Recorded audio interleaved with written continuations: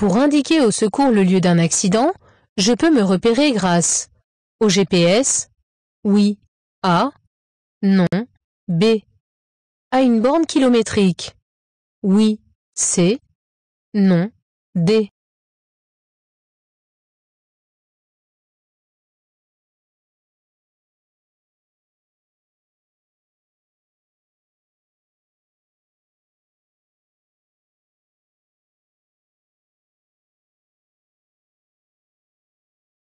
Au moment de l'alerte, il est primordial de renseigner efficacement les secours et de localiser le lieu de l'accident le plus précisément possible. Je peux me repérer, entre autres, grâce au GPS qui situe l'endroit où je me trouve ou grâce à une borne kilométrique. Je dois être en mesure d'indiquer le nom de la route ainsi que le numéro permettant de situer l'endroit exact de cette borne.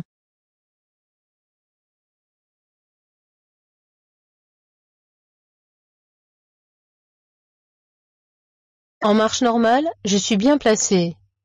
Oui, A, non, B.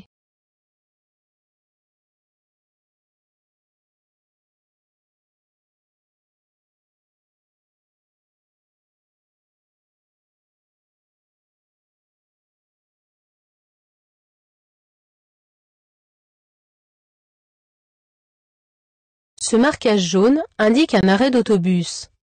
La ligne large à traits resserrés m'informe que je circule aussi sur une voie réservée aux autobus. En marche normale, je ne suis donc pas bien placé. Je dois me rabattre dès que possible sur la voie normale de circulation située à ma gauche. Je peux dépasser. Oui, A, non, B.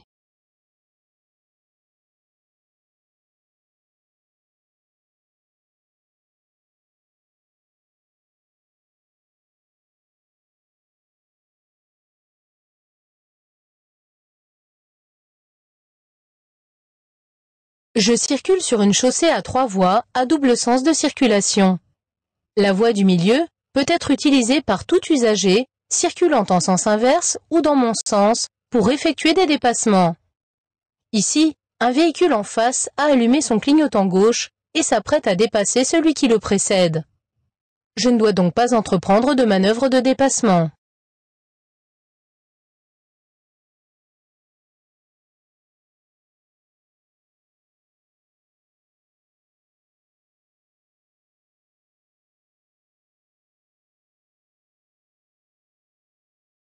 Je profite de cette voie pour dépasser.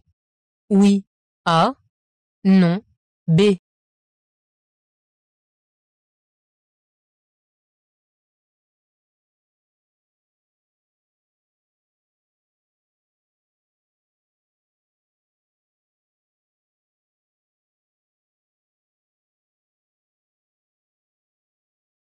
Cette voie est une voie de stockage réservée aux véhicules qui tournent à gauche.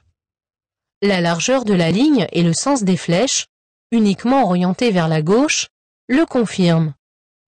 Je ne dois donc pas l'utiliser pour un dépassement. Je reste derrière le camion.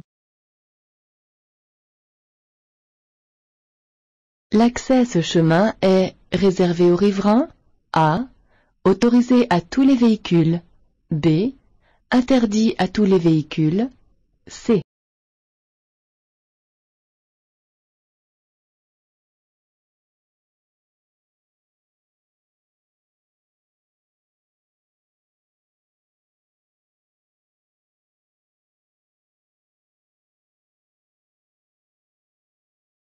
Le signal de droite indique que le chemin en face est une impasse, mais il n'en interdit pas l'accès qui est autorisé à tous les véhicules. Je peux m'y engager, mais je serai obligé, pour en sortir, de faire demi-tour car la voie est sans issue. Je sors mon portefeuille de la boîte à gants. Oui. A. Non.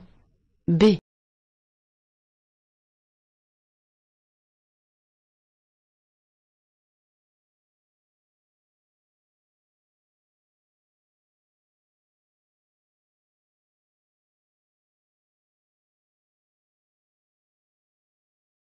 Le geste nécessaire à sortir le portefeuille de la boîte à gants risque de provoquer un écart de trajectoire.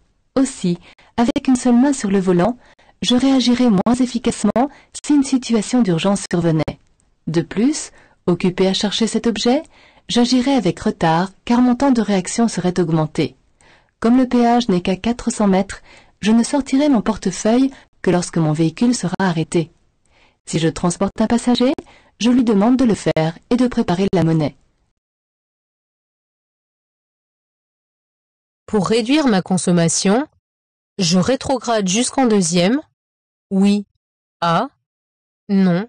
B. Je retire le pied de l'accélérateur. Oui. C. Non. D.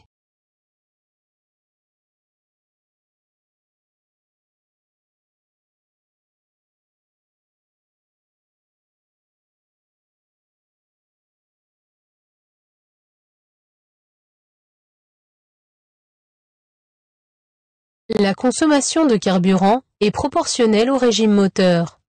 Si je rétrograde en deuxième, le frein moteur ralentit le véhicule, mais le régime moteur augmente, donc il consomme plus.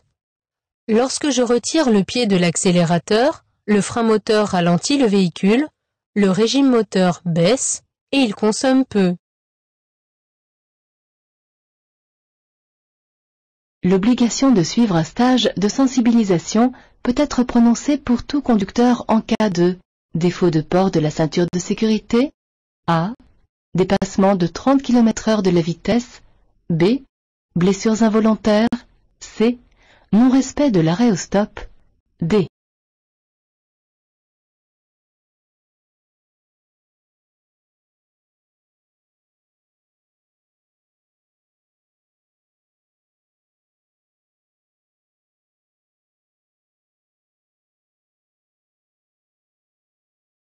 L'obligation de suivre un stage de sensibilisation ne se limite plus aux seules infractions commises par un conducteur novice. Elle peut désormais être prononcée pour tout conducteur ayant dépassé de 30 km/h la vitesse maximale autorisée ou provoqué des blessures involontaires par maladresse, inattention, négligence, imprudence ou non-respect d'une règle. En revanche, cette mesure n'est pas prévue en cas de défaut de port de la ceinture de sécurité ou de non-respect de l'arrêt à un stop. Je tourne à gauche. Je céderai le passage à la voiture rouge? Oui. A. Non. B.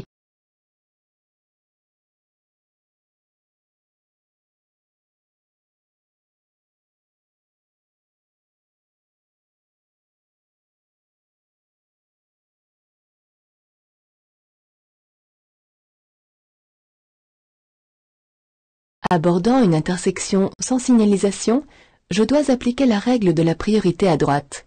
Comme je tourne à gauche, je devrais céder le passage à la voiture rouge qui se trouvera à ma droite.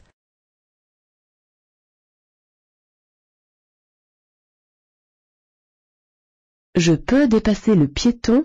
Oui. A. Non. B.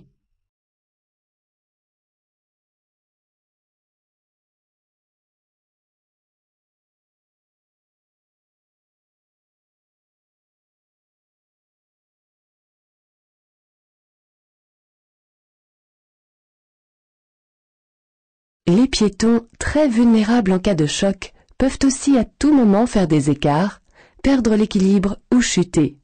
Circulant en agglomération, je dois m'écarter d'au moins 1 mètre pour les dépasser. Ici, en laissant cet espace, je risque d'accrocher la voiture en face. Je ne dois donc pas dépasser le piéton. Je ralentis afin de croiser la voiture avant d'être à hauteur de celui-ci.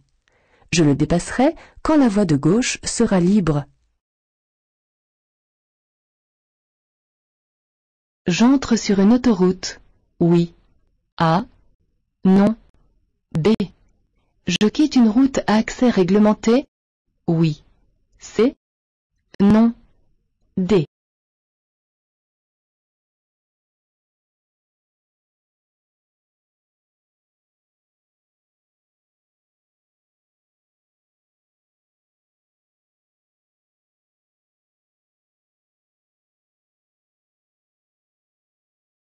Le signal, implanté sur la voie de décélération, marque la fin d'une route à accès réglementé. il ne concerne que les usagers qui la quittent. Aucune signalisation n'indiquant l'entrée d'une autoroute, je suis toujours sur la route à accès réglementé. Je peux circuler en feu de position seul. Oui. A. Non. B. En feu de croisement. Oui. C. Non. D.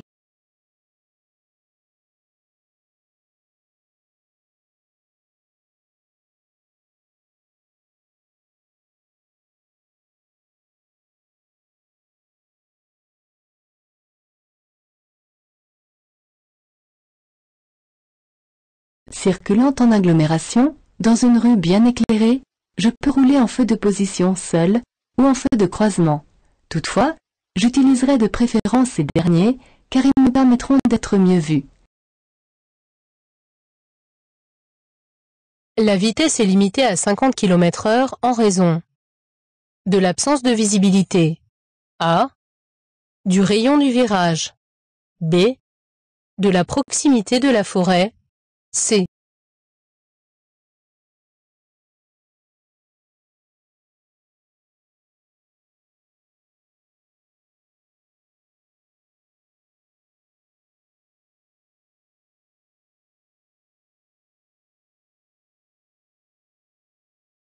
Le signal indique que la vitesse est limitée à 50 km/h à partir de l'endroit où il est implanté. Le panonceau précise que cette limitation s'étend sur une distance de 100 mètres. La vitesse est probablement limitée à 50 km/h en raison de l'absence de visibilité due au virage, mais aussi en raison du rayon de ce dernier. En effet, si j'aborde le virage trop rapidement, mon véhicule sera soumis à la force centrifuge et déporté vers l'extérieur.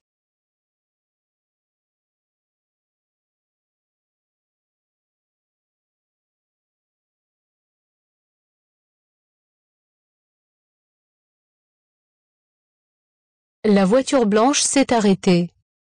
Pour céder le passage aux piétons. A. Pour stationner. B. J'avance jusqu'au passage piéton. Oui. C. Non. D.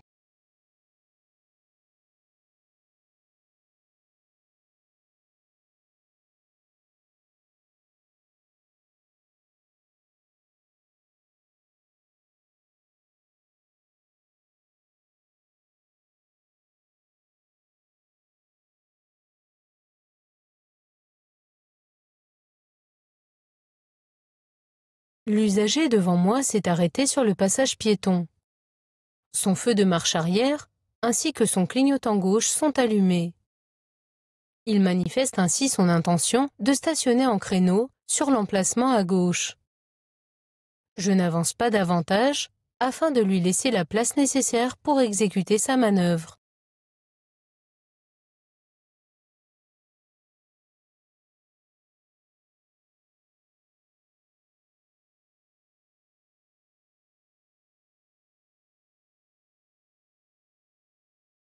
Ce tunnel est équipé en permanence de caméras de surveillance. Oui. A. Non. B. De postes d'appel d'urgence. Oui. C. Non. D.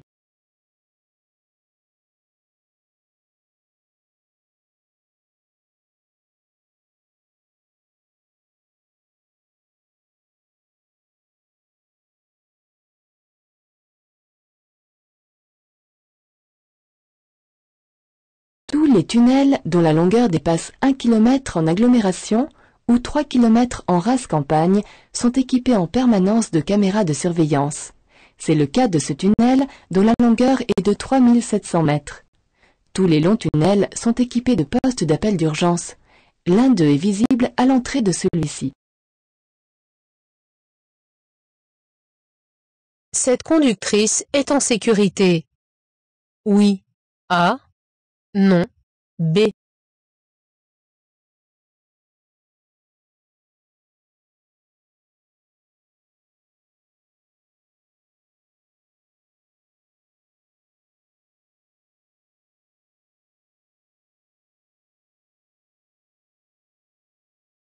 Un chat assis ou couché sur les genoux d'un conducteur, peut soudainement bouger et gêner ce dernier. De plus, en cas de freinage brutal ou de choc, il ne bénéficierait d'aucune protection et pourrait même constituer un projectile dangereux. Il ne faut pas oublier qu'à 50 km/h, le poids d'une personne, d'un objet ou d'un animal est déjà multiplié par 10. Pour la sécurité des occupants du véhicule et de l'animal, il faut installer ce dernier dans une cage appropriée, fixée sur un élément du véhicule.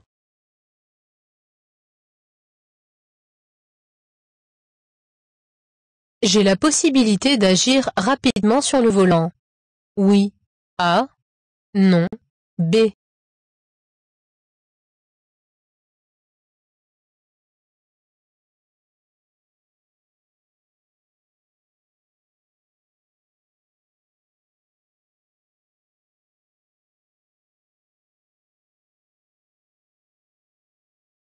Pour agir rapidement et efficacement sur le volant, le conducteur a besoin de ses deux mains.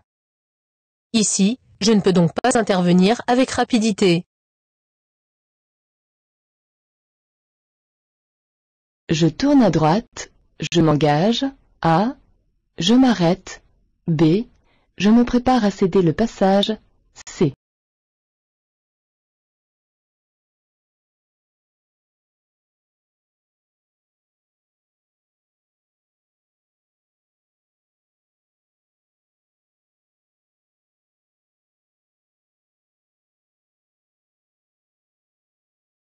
La flèche jaune clignotante m'autorise à tourner à droite malgré le feu rouge, mais elle ne me donne pas la priorité. Je m'engage en me tenant prêt à céder le passage aux usagers qui viendraient de gauche. S'il y avait un passage piéton devant moi, je devrais également leur céder le passage. Cette rue est interdite à toutes les caravanes. Oui. A. Non. B. Je peux m'y engager. Oui. C. Non. D.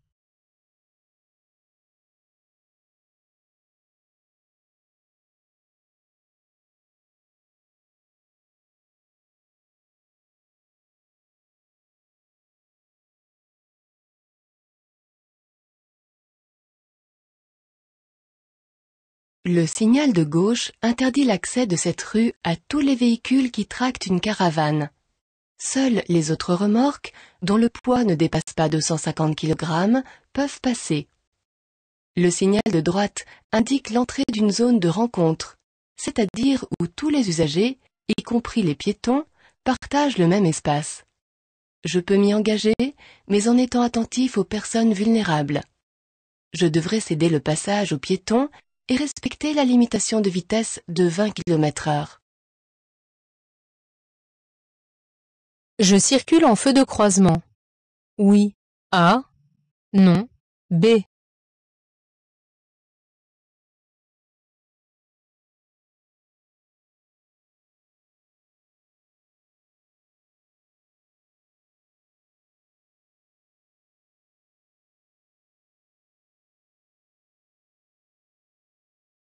Les feux de route me permettraient de voir à au moins 100 mètres, soit 2 traits de la bande d'arrêt d'urgence. Les feux de position n'éclairent pas la chaussée, et les feux de brouillard avant éclaireraient davantage sur les côtés. Ici, je circule bien en feu de croisement, car ces derniers me permettent de voir sans éblouir l'usager que je vais croiser. Un litre d'huile de vidange usagée peut polluer une étendue d'eau. Oui. A. Non. B.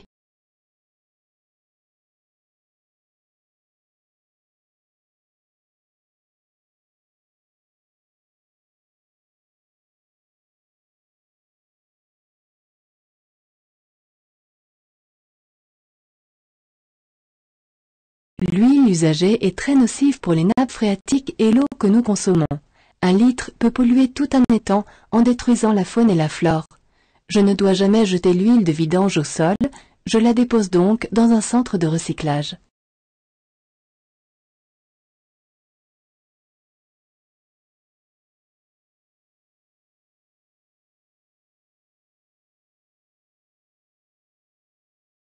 Je klaxonne. A. Je serre à gauche dans ma voie. B. J'enlève le pied de l'accélérateur. C.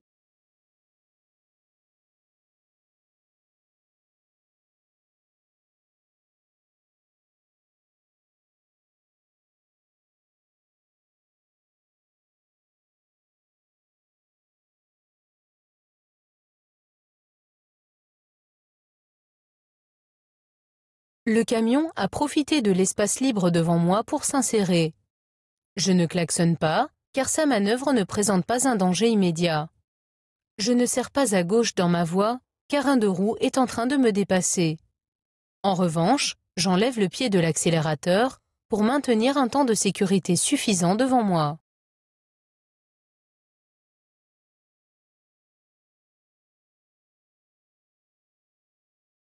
Je viens d'acheter une voiture de plus de 5 ans. Le certificat de contrôle technique doit dater de moins de 6 mois. A. De moins de 2 ans. B.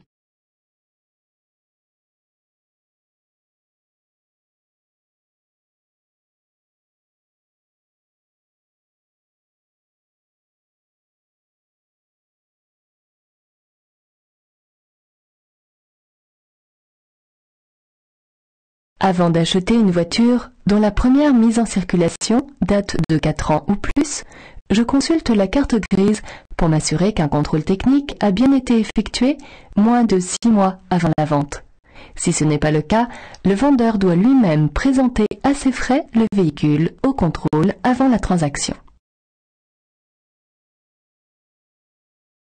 Pour diminuer les risques dus au verglas, je peux équiper les pneus de chaîne. A. Dégonfler les pneumatiques. B. Utiliser des pneus spéciaux. C.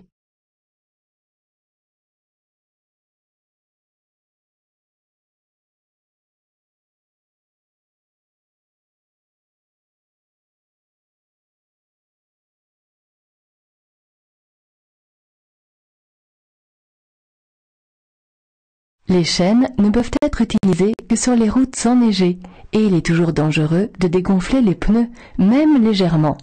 Pour diminuer les risques dus au verglas, je peux utiliser des pneus spéciaux tels les pneus à crampons, appelés aussi pneus cloutés, mais dont l'usage est réglementé.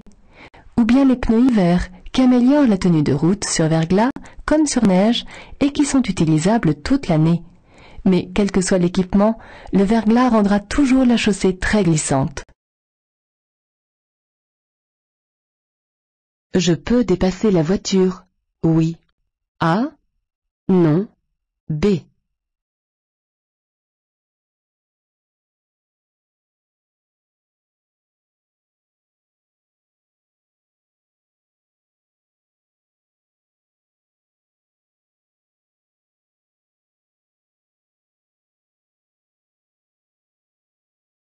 Le conducteur de la voiture qui me précède a allumé son clignotant droit, vraisemblablement pour s'arrêter. Mais un piéton qui ne regarde pas dans ma direction s'engage d'un pas décidé sur le passage prévu à son intention. Comme je dois le laisser traverser, je ne peux pas dépasser la voiture.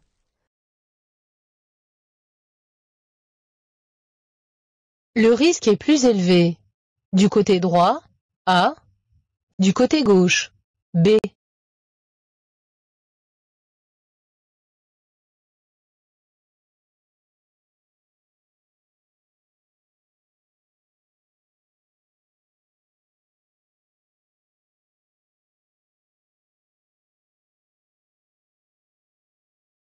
Du côté gauche, je peux anticiper l'évolution de la situation car la bonne visibilité me le permet. Mais du côté droit, le risque est plus élevé car les véhicules stationnés constituent une incertitude. En effet, un conducteur peut soudainement ouvrir sa portière pour sortir, ou bien un des véhicules masquer un piéton ou quitter son stationnement sans m'avoir vu. Je laisse une distance de sécurité suffisante. Oui. A. Non. B.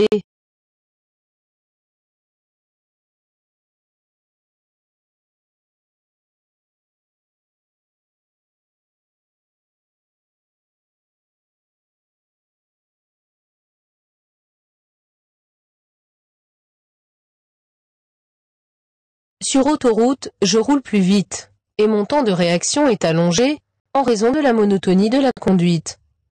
Je dois donc augmenter ma distance de sécurité. La ligne discontinue, qui délimite la bande d'arrêt d'urgence, permet de l'évaluer. Cette ligne est composée de traits de 39 mètres, séparés par des espaces de 13 mètres. Deux traits, soit 91 mètres, devraient me séparer du véhicule qui me précède. Ici, je suis trop près de la voiture qui me précède. Je dois ralentir pour augmenter ma distance de sécurité. Le long du trottoir de droite, je peux m'arrêter, oui, A, non, B. Stationner, oui, C, non, D.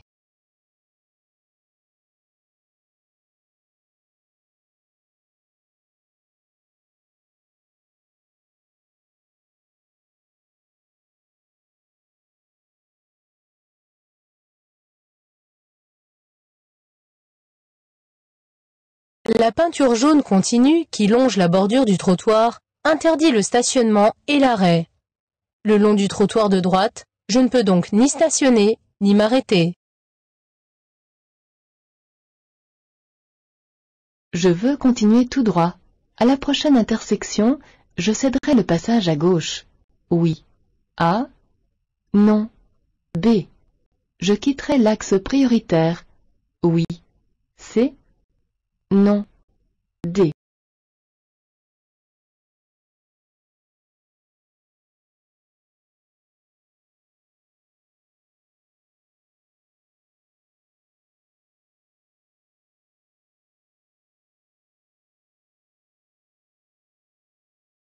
Le signal en forme de losange, complété par le panonceau schéma, indique que je circule sur une route à caractère prioritaire qui tournera à gauche à la prochaine intersection. Comme je vais tout droit, je ne céderai pas le passage aux usagers qui viennent de ma gauche, mais je quitterai l'axe prioritaire. Après ce carrefour, je pourrai donc rencontrer des intersections où je devrais céder le passage.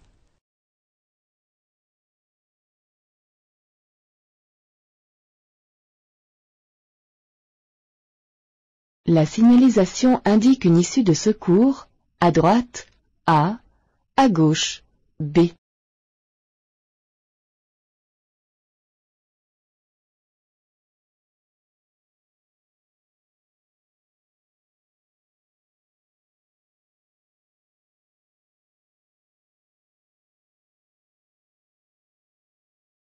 Le panneau vert indique une issue de secours vers la gauche. Elle permet, en cas d'incendie, d'évacuer le tunnel et de se diriger vers un endroit garantissant une protection efficace contre l'opacité, la toxicité des fumées et la chaleur. La chaussée va se rétrécir à partir du panneau A à 50 mètres, B à 150 mètres, C à 250 mètres, D.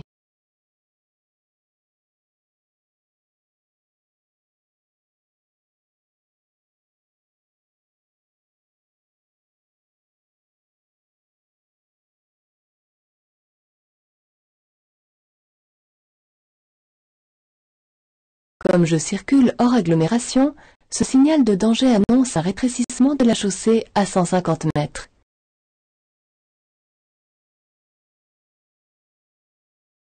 Je pourrais tourner à droite, oui, A, non, B.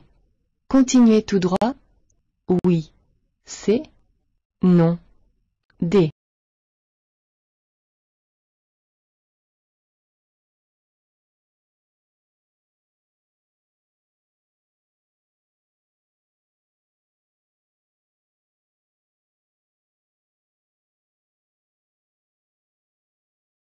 Un regard dans le rétroviseur me permet de voir que je suis à ma place. C'est seulement à partir de maintenant que deux voies seront affectées à mon sens de circulation. Je peux donc aussi bien emprunter la voie de droite pour tourner à droite que suivre la voiture blanche pour continuer tout droit. L'airbag passager est activé. Oui, A, non, B. Cette position permet d'installer un enfant sur le siège avant, dos à la route. Oui, C. Non, D.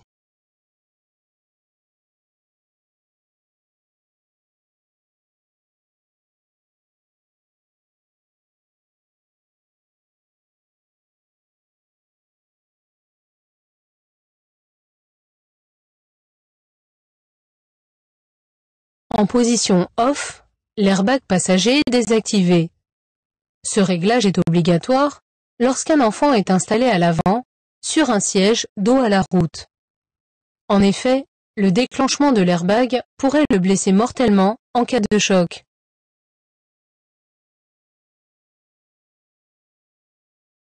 Je m'engage. A. Je m'arrête. B.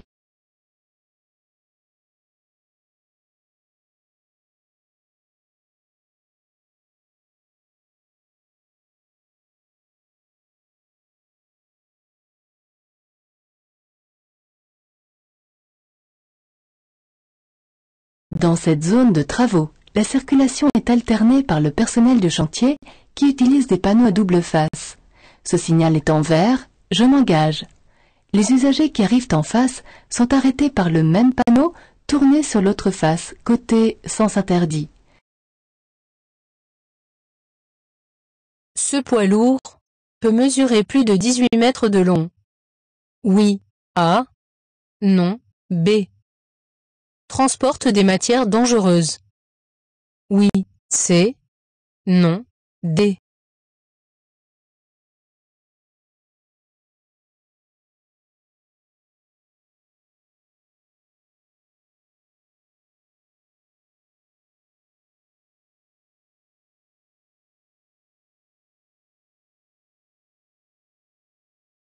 Les catadioptres triangulaires m'informent que ce poids lourd tracte une remorque ou semi-remorque.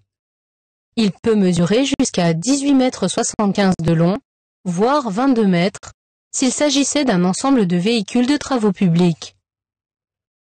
J'aperçois nettement l'emplacement dédié à la plaque orange qui signale le transport de matières dangereuses et celui dédié au losange qui indique le symbole du danger.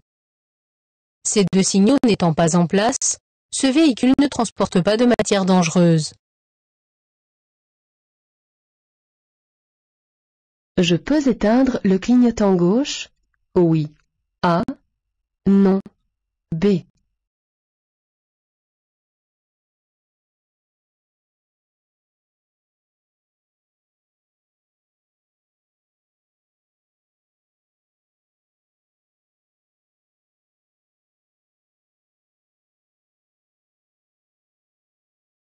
Lorsque je dépasse un ou plusieurs véhicules, je dois maintenir le clignotant gauche allumé pendant toute la manœuvre, afin de bien en avertir les autres usagers.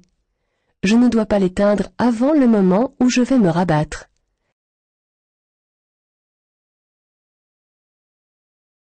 La taille de ce feu varie-t-elle si l'on se situe dans une zone avec des panneaux publicitaires? Oui. A. Non. B.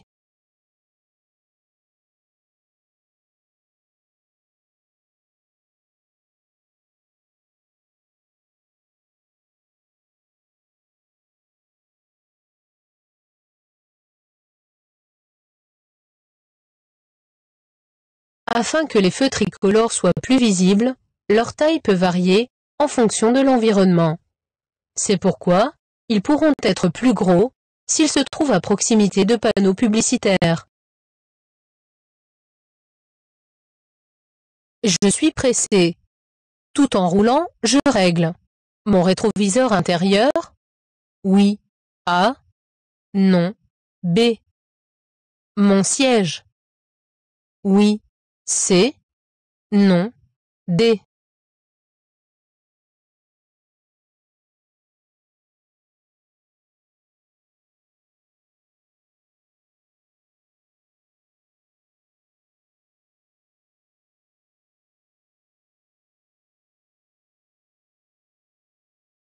Faire des réglages en roulant est dangereux, car mon attention est mobilisée sur ces derniers, au détriment de la conduite. De plus, en réglant le siège de cette façon, je risque de faire un faux mouvement qui pourrait entraîner une perte de contrôle. Même si je suis pressé, je dois régler mon siège et les rétroviseurs à l'arrêt. Je serai aussitôt en bonne position pour conduire. La commande activée par cette conductrice rend impossible l'ouverture de toutes les portières depuis l'extérieur, A. Des portières arrière depuis l'intérieur, B.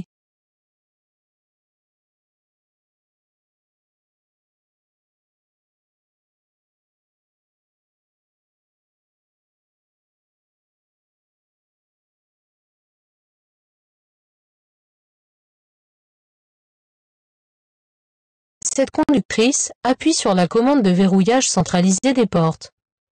Le témoin rouge indique qu'il est activé. Cette fonction rend impossible l'ouverture des portières depuis l'extérieur. Elle empêche l'intrusion intempestive d'un ou plusieurs individus mal intentionnés dans le véhicule. Il ne faut pas confondre cette commande avec la sécurité enfant, qui, à l'inverse, rend possible l'ouverture des portes arrière uniquement depuis l'extérieur. Mon passager qui connaît l'endroit me demande de m'engager. Je m'engage. A. Je m'arrête. B.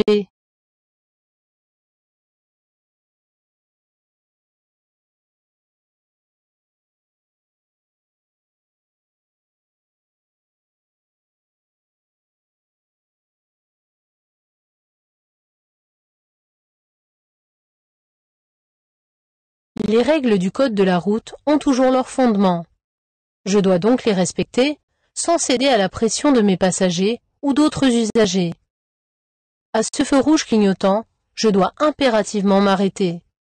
Il annonce vraisemblablement la levée du pont mobile signalé par ce panneau.